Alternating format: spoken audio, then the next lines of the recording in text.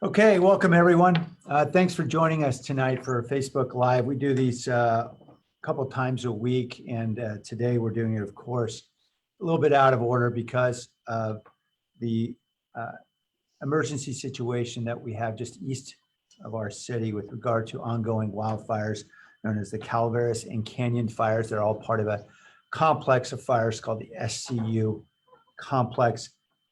Wanted to assure everybody that we have been monitoring the western edge of those fires that goes that has for some time menaced the eastern edge of our city for several days.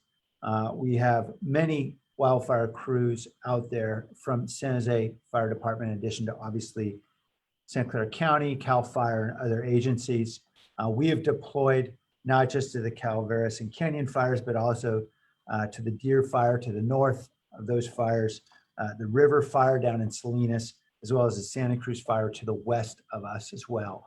It is really the Calaveras and Canyon fires that have been the focus of our attention. In a moment, we're going to take a look at a map that's going to be provided by Lee Wilcox, who is the head of our Emergency Operations Center, and Lee's done an incredible job in the EOC with a lot of other very hardworking, very tired city employees who have been working around the clock, many of them for many months, since the beginning of the pandemic months ago, obviously through challenges of everything from the economic fallout to the civil unrest to the wildfire challenges we're facing today. And it's fair to say that we have a pretty good handle, at least on what we think is happening now. Obviously, the situation can always change, so we don't want to ever be too certain. But what we can say is that so far, the wind direction has been moving the Canyon and Calaveras fires to the south and to the east. That would be away from the city. Now, obviously, the fire direction can change if the wind direction changes, and so we're going to continue to monitor this very closely. But evacuation orders have only been issued for residents living outside the city limits in what is the unincorporated part of the city in the county. Now, that includes, by the way, a lot of neighborhoods right around Alum Rock Avenue. So literally we have, because of the way that the county line moves through the city in the eastern border, we do have neighbors literally who are being told to evacuate, and folks across the street may not be, just based on where they happen to live in the street. Essentially, everybody who's in the county is being told to evacuate. We're going to show you that map in closer detail shortly. But I want to assure folks that first, they should stay vigilant, yes, but we're not ordering anyone else to evacuate this time based on what we know now. Obviously, again, if circumstances change, and we encourage you all to be ready to have your things packed. If you live along the eastern edge of our city, whether that's Berryessa or Evergreen or Alum Rock, please be ready. Have a bag packed. Make sure you've got some water, and stay tuned for lots of information. I also want to encourage everybody to please, if you have not done so, go online and sign up to alertscc.org. Again, alertscc, that's ALERTSCC.org. That is the way in which, when you sign up, that you can then be notified by text from the county emergency facilities, and that way you can get up-to-date information.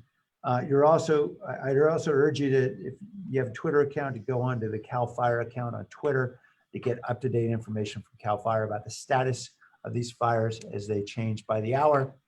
And of course, we are also posting on a site that Lee's going to tell us about shortly. Right now, all the evacuees are being told to go to two centers, one in Milpitas at the Milpitas Library on Main Street, and another down at Sobrato High School in Morgan Hill. There are no evacuation centers currently in the city of San Jose. Again, we are not evacuating San Jose residents at this time based on the assessment of CAL FIRE and our own fire department, but we obviously want to be ready. We have opened an information center over at the Evergreen Community Center. That is, of course, located on San Felipe Road at Yerba Buena Road.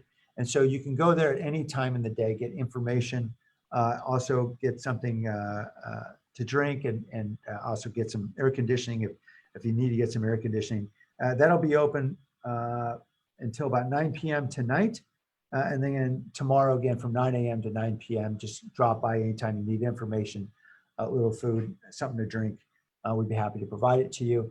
And certainly if there's anyone who needs help in any way, that is one good way to make contact if for whatever reason you're having difficulty over 911 or any other form of communication. Right now, this entire lightning complex of fires has consumed 137,000 acres. That's as of 7 a.m. this morning. Throughout the entire Bay Area, about 250,000 acres. To give you a sense on the scale of that, that's about 8 times the size of the city of San Francisco. So there's a lot of turf that is currently aflame, and obviously a lot of crews throughout the Bay Area are working hard, and none harder than our own San Jose Fire Department. And I'm grateful to the women and men at San Jose Fire Department. I talked to the chief just a few minutes ago. That is Chief Robert Sapien, and you can be assured they're in good spirits, but they're working hard and they are tired. So I wanted now to introduce Lee Wilcox, who again is the head of our Emergency Operations Center, has done just an incredible job leading that effort, tag teaming a bit with Kip Harkness as well. And as I say, they've been working on multiple crises over the last several months, but now, of course, this one. Lee, I was hoping that you might be able to upload the map that the city has created. Tell us a little bit about how folks can get to that map, and then maybe we can look at a little bit of detail. That'll tell us a little bit about the evacuation areas and where we think the fire is. Absolutely. Thank you, Mayor. So with this event, or anytime a city is working in a disaster, Emergency Operations Center either takes a lead role and a support role. And in the case of this event, as the mayor has pointed out, CAL FIRE is the lead for this specific event, but all of the fires throughout the state of California right now. So the data from this map that we've produced is in partnership with CAL FIRE. They're making changes to the boundaries and orders regularly, and these updates come in real time. Important to note that the boundaries for San Jose have actually not changed at all since 9:45 of last night, which was the latest notice. They've provided additional guidelines in South County and other areas, but our own borders for the San Jose portion here have not changed since last night, and that is more than likely attributed to the good winds that the mayor mentioned before. So as you can see on the map, starting kind of in the northern area of our city, right by the Milpitas border, that really the zone that CAL FIRE has issued that we're showing here really follows kind of the foothills. And they've done this based off of the weather, the topography of the hillsides, and then the general vegetation growth throughout the hillside. So CAL FIRE has been out there since the beginning of this fire, making estimates to put these calculations in place. But as the mayor has pointed out, these evacuation orders are outside the city limits at this point. And so we and the EOC have been activated 24/7 for the last 2 days, monitoring this along with CAL FIRE to see if there's any shifts. And Lee, the EOC, the Emergency Operations Center, is that right? Correct. I'm sorry. Yes, I will try to not use the acronyms, but the EOC is the city's Emergency Operations Center. Yes. No problem. Okay, so we're looking at Evergreen right now. And as you see there, what's indicated is the Evergreen Community Center. That's a local assistance center that we've opened from 9 a.m. to 9 p.m. where folks can get information, something to drink, and so forth. Is that right? Yes, that is correct. Okay. Also available at that center if you need to plug in your device, maybe if you've got a power outage or you're concerned about being at home and you need to plug in, bring your devices down there and you can plug in as well. And so we encourage folks to go there at the intersection again at San Felipe and Yerba Buena Road. Can we move the map up a little bit as we get to Alum Rock? You'll see a combination. Now that gray area that's indicated, that's actually in the unincorporated county outside the city limits. Is that right? Yes, that is correct. Okay. And so that gray area that's indicated where the words Alum Rock appear in East Foothills, that's actually just outside the city limits. At one point, a few hours ago, that was within the area that was under mandatory evacuation. Is that right, Lee? Yeah, the orders that came through at 9:45 last night, they had some technical changes to the GIS layer. So it wasn't a change in the order so much as a cleaning up. So Okay. last night, this did appear like it looked in the evacuation order, but and as of this morning, it is not. Okay, so none of those residents are under an evacuation order at this time. Only those residents who live east of that red line in the pink area. And obviously that's a sparsely populated area, but obviously there's some homes up there in the hills. In fact, I know a few folks who have been evacuated. Right now, I think we've got about 80 families over at the Milpitas Center. And certainly if we need to evacuate more folks, that is, if that red line should move in toward the city, where do you expect people will be evacuated to, Lee?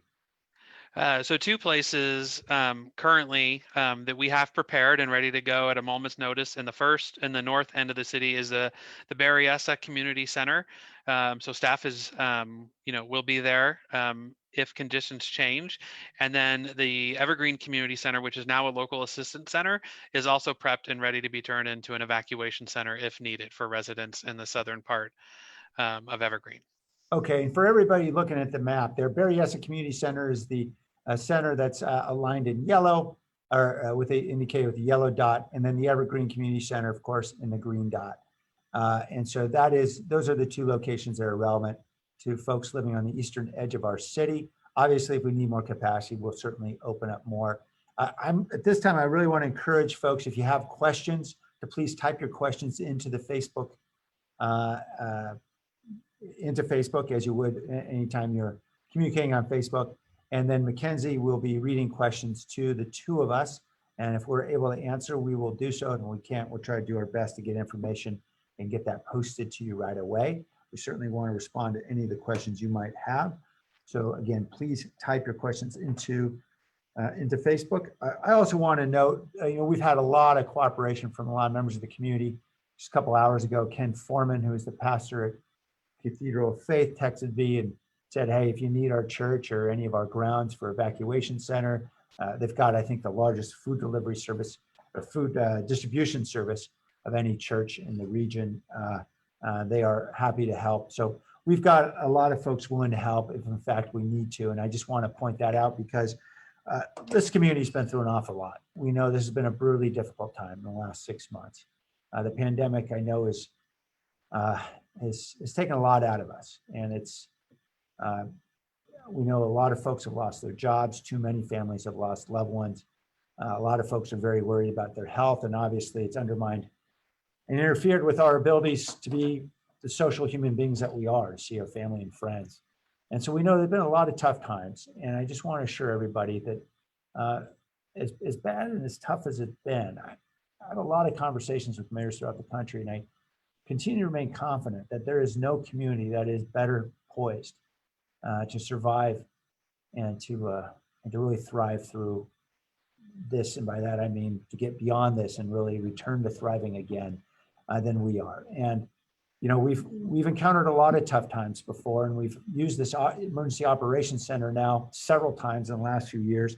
I think it was dormant for about a decade, and then somehow I came into office and it became in vogue to operate the emergency operations center, whether it was a flood, a wildfire, a pandemic, PSPS event. We've had a lot of these. We're expecting, who knows what next, maybe locusts. But it's fair to say that this city organization has really exercised the muscle of responding to emergencies. And, I dare say they're getting pretty good at it. That is a lot of hardworking city employees, but also a lot of community partners, nonprofits, churches, and others that are partnering with us, whether it's food distribution. We're distributing in partnership with Second Harvest and a lot of other folks with 2.8 million meals a week right now, because again, folks are well organized and we're pushing hard to make sure we're keeping everybody healthy. So I'll stop talking now and we'll take any questions you might have. Rachel or Mackenzie, do you have anything for us? There are a lot of questions about the various maps that have been pushed out to the community. Why are there discrepancies between these maps, and which map is the most accurate? Happy to answer that. Okay. Yeah, and so I think CAL FIRE right now is fighting I think over 600 fires throughout the state. So as early as yesterday, the county of Santa Clara and the city was trying to support CAL FIRE in getting maps made. CAL FIRE finally was able to give us the data sets. So as of this afternoon, or right around lunchtime, All of the data that you see in this map, whether you go to the city's website, the county's website, or CAL FIRE's website, it's all pulling from the same source now. So it is all cleaned up now that we have the data from CAL FIRE. And one of the easiest places to go to get that is the city's homepage, and right on the top, emergency notifications. If you click on that, there's pages of information, including that map, and you can access those pages in English, Spanish, Vietnamese, or Chinese. Could we go back to that page you were just on, Lee? I just want to make sure we walk folks through. Let's go to the English just for now. So if we go to the emergency notifications, then we'll get this information in text. And then if we want to get to the map, where do we go to get to the map? So the map is right here, wildfire map. And you Got click it. there, That link. and it comes in. And again, we're all pulling from the same data source now that CAL FIRE is providing. So there should be no discrepancies in the map whatsoever anymore. Okay, great. And, you know, as I mentioned, and I think Lee described, there were different lines drawn for evacuation orders around the Alum Rock area where it was unincorporated. Clearly, CAL FIRE's redrawn that line. So, so hopefully folks are not confused now as to whether or not they should be evacuating. It's fairly clear that the line is not moving west. It's not moving into the city. It's staying where it is, which we hope it will remain until we can get this extinguished. Mackenzie, thanks. What's the next question? Is there somewhere where we can donate cold water bottles, surgical masks, sleeping bags, toiletries, or other supplies? Yes, so we'll be pushing out information in the morning along with the county, but any of the sites right now, whether it be the Milpitas Branch Library or the Evergreen Community Center Local Assistance Center, is accepting donations, but we'll have more specific information on that in the morning as well. Great. Yeah, thank you for that question. That's important. So Evergreen Community Center, again, is at San Felipe near Babuena, easy place to drop off. Mackenzie? If we are in the red, should we wait for the sheriff before leaving? What if we never got a text? Lee, I think if you're in the pink area, you ought to get out. Is that right? Yes, so if you were in the pink area, that is an order and you should leave now. And I know the sheriff is doing their best to do the door-to-door notice as well as the alert SCC notices. But if you were in that pink area, you should leave now. Okay. And if that person who is asking about whether or not the sheriff should come get them, if they're having difficulty getting out, either because of unable to drive or maybe there's a problem with the vehicle, please call 911. And by all means, if you can't do, for some reason you can't get through, give us your information via Facebook and we'll find a way to get to you. I should direct folks' attention to the yellow area on the map, Lee. This is a bit south of our boundary, more into the Morgan Hill area. And this is where we have evacuation warning. People have not been formally evacuated. I guess part of our city limits actually does include this yellow area. It's sparsely populated down there.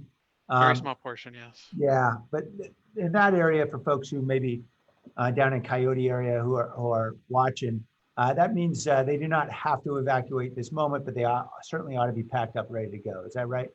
That is correct. And if anyone has any questions on if you're an evacuation order versus a warning, please, again, go to the city's main webpage and click on that emergency status. There is information on what they both mean so that you can get that additional information.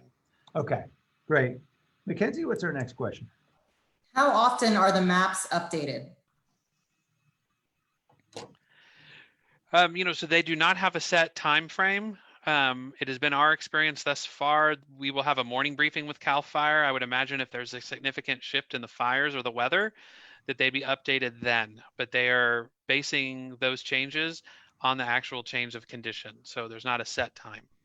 Check in every few hours, I guess. Yes, I would say check in every few hours, and we are being very diligent when there are changes to get that out on all social media platforms and have new information at the local assistance center as well. We'll be doing the same, certainly retweeting whatever is coming out of our EOC. Mackenzie, thanks. Is there another question? Yeah, so several people are asking about temporary shelters. Where are the temporary shelters located, and will we be expected to evacuate to somewhere outside of San Jose?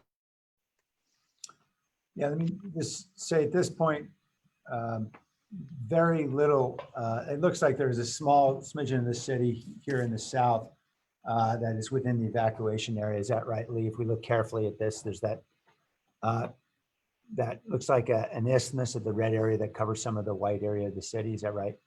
Yeah, I'm being told that that is a county pocket and doesn't include any homes. Okay. So I don't believe so.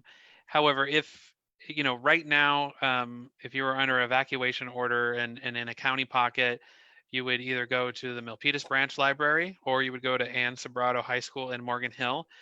If conditions change and the border in East San Jose were to move west, we would open up the Berryessa Community Center or the Evergreen Community Center, and that is where the sheltering would take place.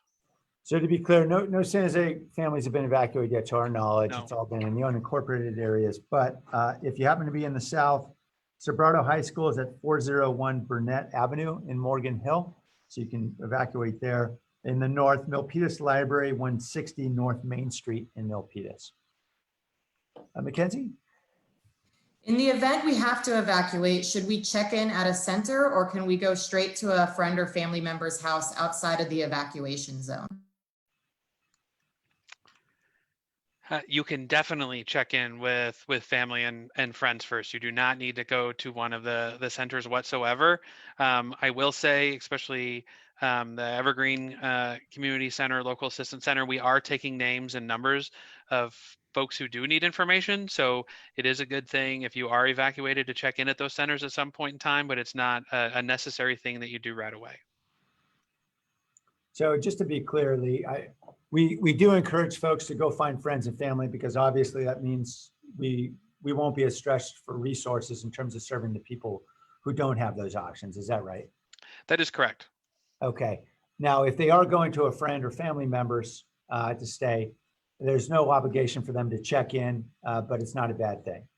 Yeah, there's no obligation whatsoever. Quite frankly, it's more of a desire for us as city employees to know that they may need assistance, and to the extent as we get into that recovery process, we can check in with those families. But again, it is not a mandate whatsoever. Thanks, Lee. Mackenzie? Why is everyone getting an evacuation alert in the middle of the night, even when we are not in one of those zones?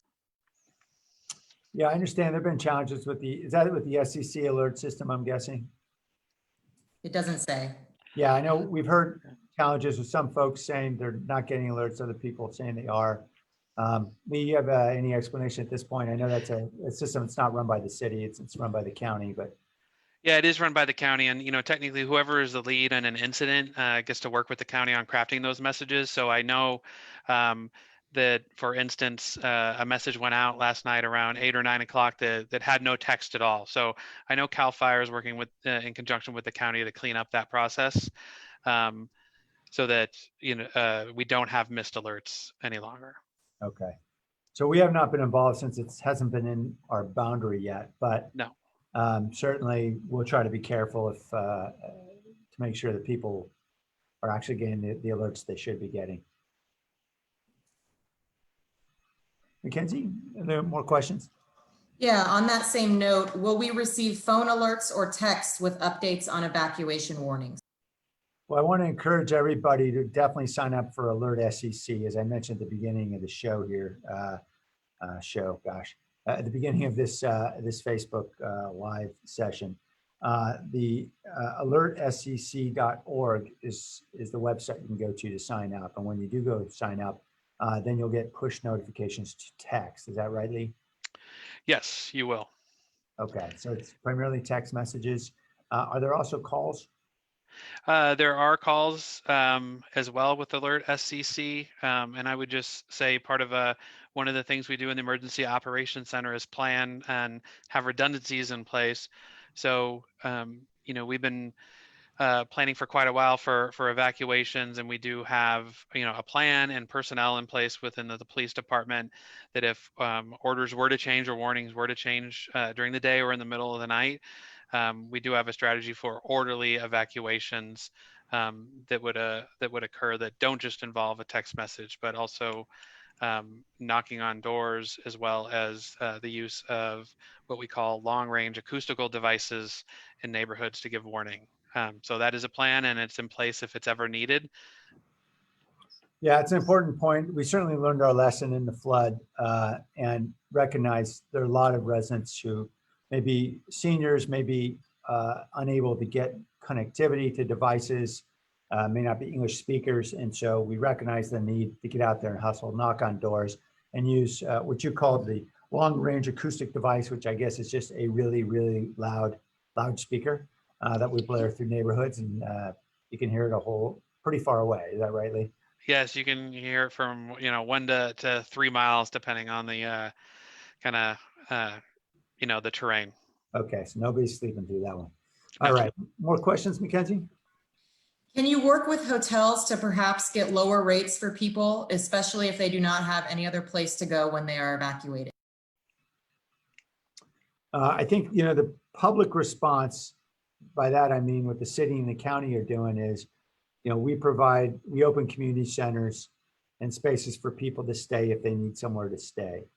I don't believe we're also, well, I can check. Lee, are there any deals that people can get in motels or hotels? I wouldn't say that we've, not that I'm aware of. I will say, given the fact that this is occurring while we are in a COVID-19 world, we have made arrangements for anyone that would need to be evacuated that is currently isolated. We will have a program where those folks can be isolated in a safe location if they need to evacuate their house. But That's the motel voucher program, is that right? Yes, yeah. Okay. So we are coordinating with the county on that, but I'm not aware of any other program at this time.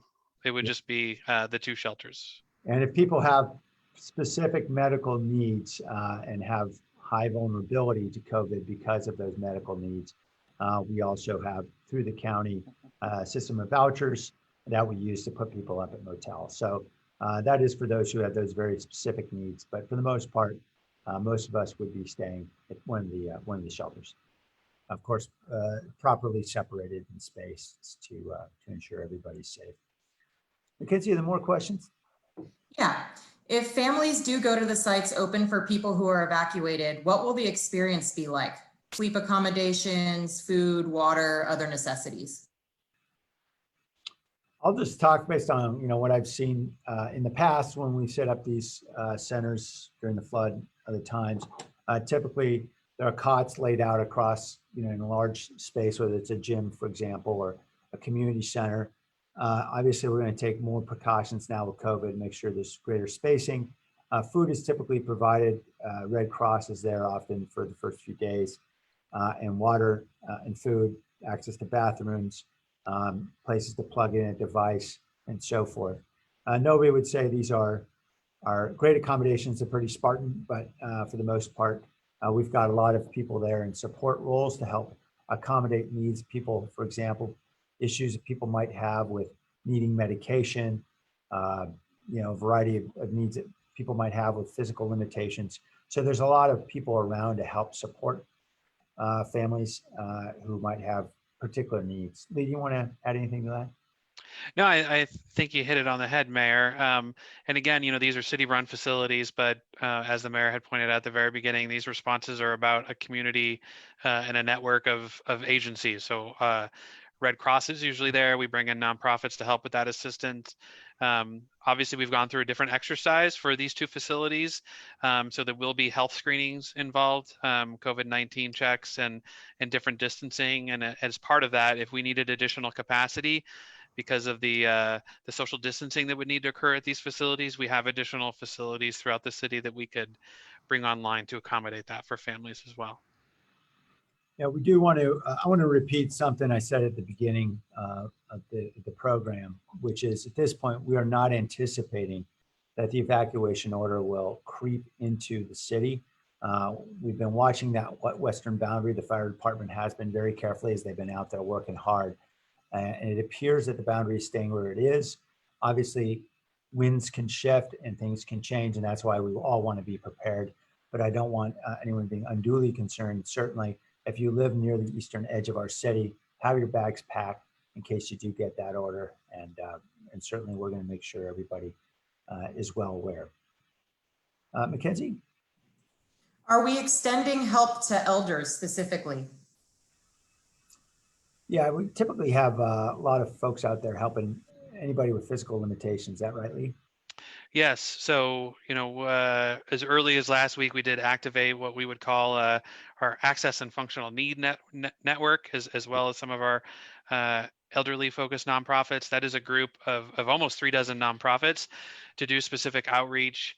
And so we activated them with some of the power shutoffs that occurred in the city throughout last weekend and early last week. But we also have them engaged within our response now in support of CAL FIRE. Mackenzie, why don't we say 2 more questions? I know we've gone a little more than a half hour now, and I think it would be better for us to answer a couple questions now, and then perhaps we'll do this again tomorrow, depending on the situation and conditions. If this situation gets more worrisome, we'll go up right away and hopefully be able to provide more information. Mackenzie? Yeah. Several viewers are asking about the fire direction, wind, status of the fire, containment, and the viewers are interested to see the links and how do they access the map again. Okay, so let's just talk first about wind and fire direction. From what we can tell, it looks as though the Calaveras fire, which is to the northeast of us, and then the Canyon fire, which is the direct east of us, are probably merged at this point. Fire departments seem to believe those 2 fires are heading toward each other. Both have been moving to the south and to the east. And that's encouraging for us because obviously a population is to the west. So that has been the wind direction for the last day or more. And so we hope that continues to be the case so that the eastern edge of our city continues to remain protected. There's some questions about links, and I know CAL FIRE certainly has one, but let's go back to the city site. Lee, you want to lead us through this? Sure. So this is the main page of the city's website. So it's sanjoseca.gov, and right at the very top, in 4 different languages, you can click in.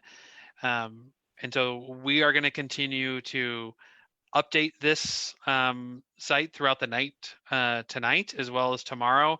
We have continued to provide the most current orders from CAL FIRE as well as the map. And there's also a link where you can sign up for Alert SCC, which the mayor and I have mentioned a few times. And there's also items related to the other emergency, COVID-19, on the same page.